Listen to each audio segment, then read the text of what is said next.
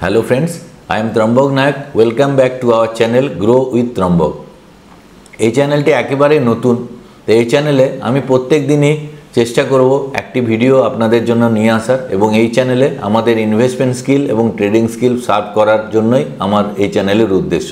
এই চ্যানেলটি টোটালটি একটি শিক্ষামূলক চ্যানেল, এডুকেশনাল চ্যানেল। আমি কোনো সেবি রেজিস্টার্ড রিসার্চ অ্যানালিস্ট নই, কিন্তু আমি স্টক মার্কেটের ডিলিজিয়েন্ট অধ্যাবসায়ী ছাত্র বলতে পারেন।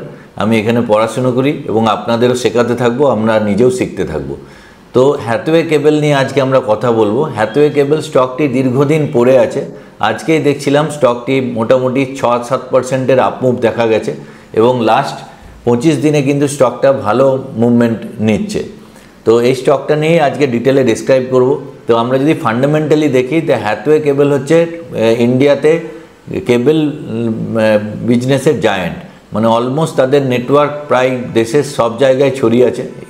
রিসেন্টলি ওয়েস্ট বেঙ্গল, কর্ণাটকাতেও প্রচুরভাবে এক্সপ্যান্ড করছে। তাই এটা একটা টোটালি রিলায়েন্সের সাবসিডিয়ারি কোম্পানি। রিলায়েন্স টোটাল 2020 সালে একে টেক ওভার করে, এবং এটার ডেট ছিল 1975 কোটি টাকা। সেখান থেকে অলমোস্ট 0 ক্রোরে ডেট, মানে ডেট ফ্রি করে দেয়। এখন সামান্য একটু ডেট আছে।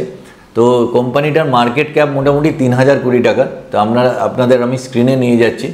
দেখুন হ্যাথওয়ে কেবলের 2999 কোটি টাকা মার্কেট ক্যাপ।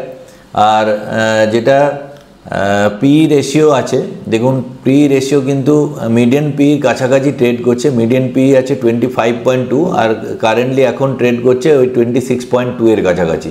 তো ওপর থেকে যদি প্রাইস দেখেন, তো স্টকটি প্রায় 5 বছরে অনেক নিচে ডাউনে আছে। তো এটা একটা ভালো অপরচুনিটি হতে পারে। তো যেটা আমরা যদি কোয়ার্টারলি রেজাল্ট দেখি, দেখুন সেলস মোটামুটি মানে কনসিস্টেন্সি মেনটেন করছে। মার্চের 2025-এ 513 কোটি টাকা ছিল, 2024-এর মার্চে 493 কোটি টাকা, এই বছর জুনে 530 কোটি টাকা নেট সেল এসছে, 2024-এ 503, মানে একটু একটু করে উন্নতি হচ্ছে। আর যদি আমরা প্রফিট অ্যান্ড লস অ্যাকাউন্ট স্টেটমেন্টে দেখি, দেখুন টিটিএম মানে হচ্ছে ট্রেলিং 12 মান্থ, মানে লাস্ট 12 মান্থের সেলস। তো লাস্ট 12 মান্থের সেলস কিন্তু 2068 কোটি টাকা। 2025-এর সেলস ছিল 2040, একটু হলেও বেড়েছে। এবং নেট প্রফিটে কিন্তু বড় রকম সুধার আসছে এখানে, যেখানে 65 কোটি টাকার নেট প্রফিট চলে গেছিলো 2023-এ, সেখান থেকে এখন 93 কোটি টাকা, 105 কোটি টাকার নেট প্রফিট আছে। এবং স্টকটি যেটা আগেই বললাম প্রচণ্ডভাবে ডাউনে পড়ে আছে। তো ব্যালেন্স শিটে যদি দেখি, সব থেকে ব্যালেন্স শিটে যেটা দেখবার বিষয় হচ্ছে, দেখুন বরোয়িং 1468 কোটি টাকার যেটা ডেট ছিল, মানে ঋণ ছিল, সেটাকে কমিয়ে 2021-এ এটা অলমোস্ট ডেট ফ্রি কোম্পানি হয়ে গেছে 2021-22-এ। তারপরেও এখন সামান্য যেটা বলছিলাম 13 কোটি টাকার মতো ডেট আছে। আর যেটা টোটাল ফিক্সড অ্যাসেটও দেখুন কিভাবে বাড়ছে, যেটা মোটামুটি 1415 কোটি টাকা ফিক্সড অ্যাসেট আছে। আর সিডব্লিউআইপির ফুল ফর্ম হচ্ছে ক্যাপিটাল ওয়ার্ক ইন প্রগ্রেস 20 ক্রোরের আছে। তো একটাই কনসার্ন, যেখানে শেয়ার হোল্ডিং প্যাটার্নে প্রোমোটারের হোল্ডিং আছে 75%, কিন্তু যেটা অলমোস্ট দেখছিলাম জিও ইন্টারনেট ডিস্ট্রিবিউশন, জিও কেবল ডিস্ট্রিবিউশন, এদেরই মোটামুটি শেয়ার, মানে অলমোস্ট রিলায়েন্সেরই সাবসিডিয়ারি কোম্পানি হয়ে গেছে।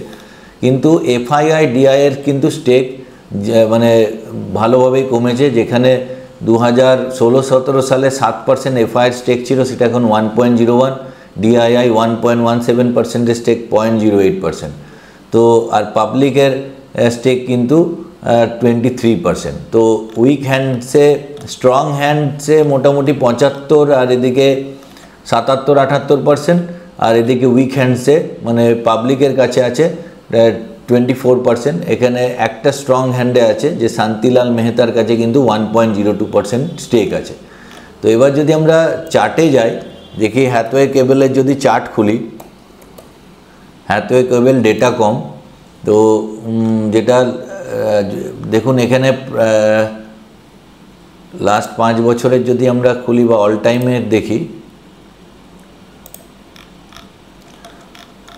দেখুন এখানে যেটা ফার্স্ট কোম্পানি আইপিও বের হওয়ার পর 2010 সালের আইপিও বের হওয়ার পর 2011 সালের প্রাইসের কাছাকাছি ট্রেড করছে। মানে এখানে একটা বটম, এখানে যদি আমরা দেখি এইটার যদি একটা বটম হয়, এইটা একটা বটম হলো, আবার এখানে একটা বটমের কাছাকাছি মানে ট্রিপল বটমের কাছে ট্রেড করছে। তো অল টাইম হাই এখনও পর্যন্ত কোম্পানিটা গেছিল এখানে 76 টাকা। তো এইখান থেকে যদি আপমুভ নিতে থাকে তো এখানে প্রায় অপরচুনিটি আছে একটা 340%, মানে 340%-এর গেইন আছে যদি লাইফ টাইম হাই আমরা বিক্রি করতে পারি। আর এটার যদি রিসেন্টেও যদি আমরা যাই, দেখুন এখানে যেখানে আগের একবার হাই হয়ে আবার নেমে এসেছিলো সেখানেও 116% গেইন আছে, 37.65%। আমি যেটা দেখছিলাম হ্যাথওয়ে কেবলের লাস্ট ওয়ান ডেতে 6.36% গেন, লাস্ট উইকে 5.82% gain, last 1 মান্থে 10% gain, last 3 মান্থসে 22.5% gain. মানে এখানে যদি আমি শর্টার টাইম ফ্রেমের চার্টে নিয়ে আসি আবার, তাহলে আমরা দেখতে পাবো যে এখান থেকে কিন্তু একটা ভালো আপমুভ চলে এসছে হ্যাথওয়ে কেবলের, যে এই জায়গাটা থেকে আজ মানে এটা যেটা লো বানিয়েছিল 4 এপ্রিল 2025, যে সময় ইন্ডিয়া পাকিস্তানের যুদ্ধের সময়, সেই সময় 12 টাকা 55 চলে গেছিলো, সেখান থেকে আজকে 16 টাকা 74।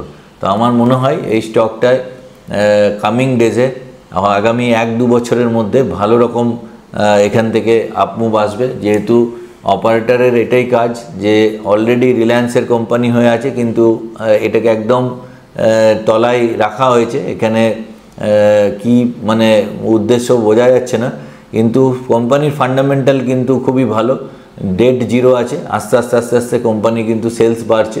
তো আগামী দিনে এটা একটা ভালো স্টক হতে পারে। তো অবশ্যই আপনারা নিজে রিসার্চ করেই কিনবেন, আমি বলছি বলে এখানে কেনার দরকার নেই। আমি এই চ্যানেলে কোনো রেকমেন্ডেশন করি না, আর রেকমেন্ডেশন করার অধিকারও আমার নেই।